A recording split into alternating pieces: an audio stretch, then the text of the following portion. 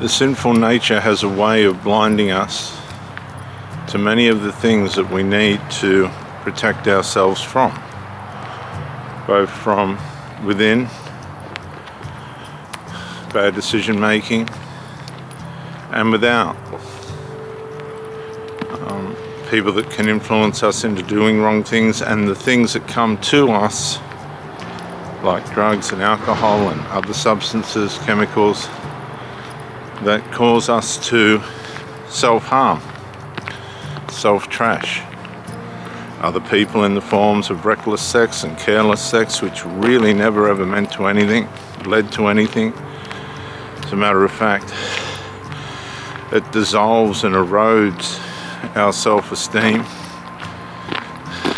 gives us shame and guilt and all that stuff. It's the outside physical things, including people that come to us, we have to prepare.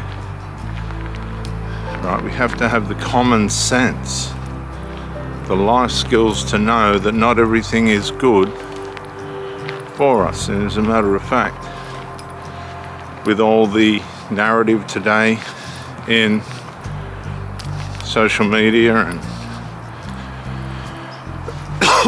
with mental health and everything, excuse me viewers, of how we need to be medicated, or there is an answer to everything through medication. I'm talking about the abuse of medication, not the scientific and medical use of it. I'm talking about the abuse of it.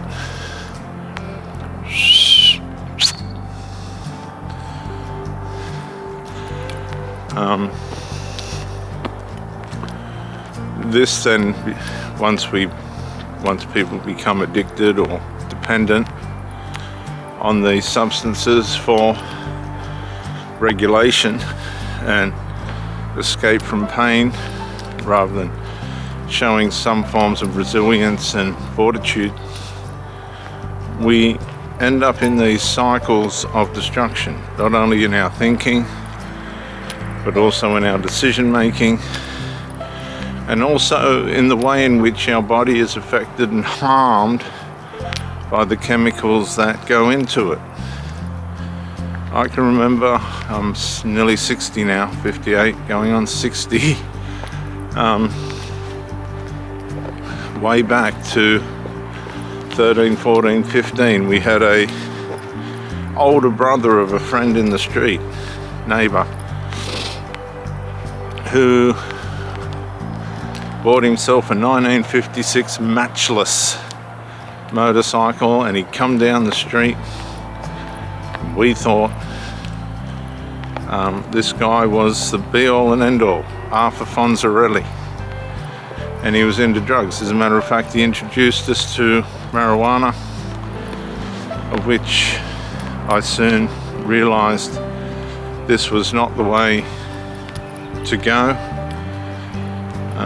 and got out of it at a very young age.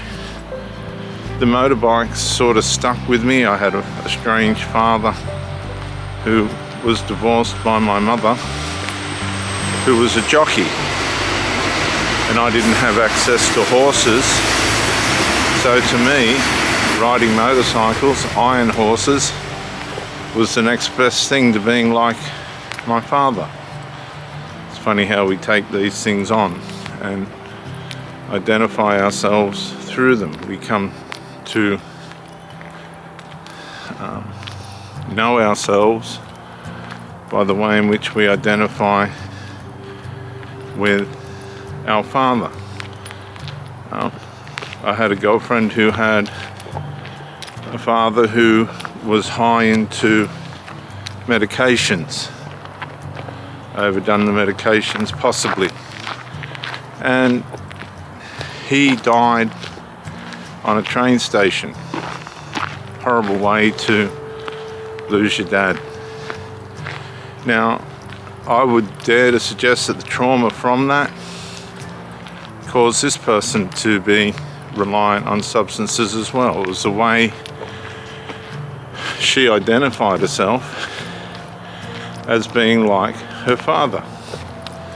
You've got no idea how important it is to understand who our Father is and what things we need to protect ourselves from within their identity. Because by nature, we want to be like our Father.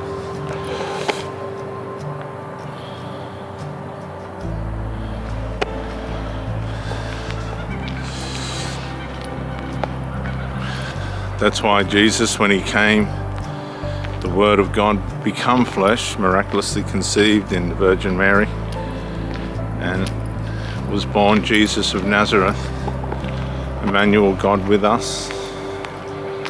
God had some work to do amongst us. He identified God as his Father, not as his mother. And people can call themselves she's when they're he's and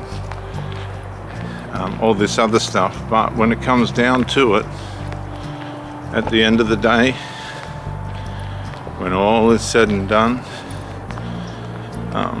God's not a mother or a sister or a brother. He's a Father, and that's all there is to it. God is our Father. So how we identify ourselves with our Father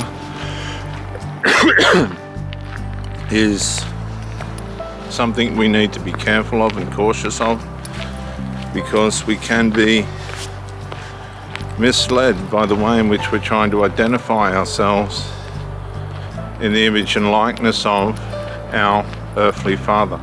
Many of you never had the opportunity to know your father. I know as a young man I didn't meet my father till the age of 30, late 30s, mid 30s. And all these things impact us and cause us to self-harm or make bad decisions. On the other hand, other people seem to use it as a force, a driving force. I'm not going to be like my father, or I'm going to prove to my father that I'm going to be good. I'm going to become something that he'll be proud of. And in some cases, in trying to do this, we get sabotaged by our sinful nature and are unable to do it, or we go to the extreme and burn ourselves out. Some people, just by right choices and the right spirit, make it, but we can't say that for everyone. So we can look forward with hope, but we have to analyze from within ourselves how we've been formed, what we've allowed ourselves to be formed into, and how relevant that is to projecting our Father within ourselves, making a interjection of our Father, introjection. A projection is outward.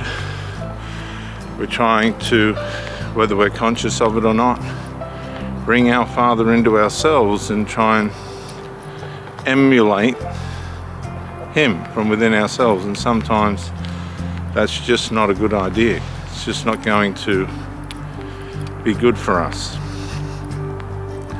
Which brings us back to our Father in heaven, who really does give us a conscience that enables us to want to be clever enough to have the discernment to navigate the evil around us, to do good and be good for ourselves and for the people around us. And here's some quick ways in which you can check how you're doing. Are you alcohol and drug free? You're not dependent on substances, recreational drugs and all this other stuff. That's check number one. Check number two, are you eating right?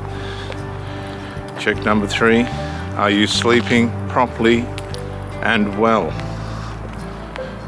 Number 4, are you giving yourself plenty of exercise, regular exercise? These are some of the things that you need to ask yourself. And then, finally, are you trying to introject your father in your life and it's turned out to be negative for you? Bye for now.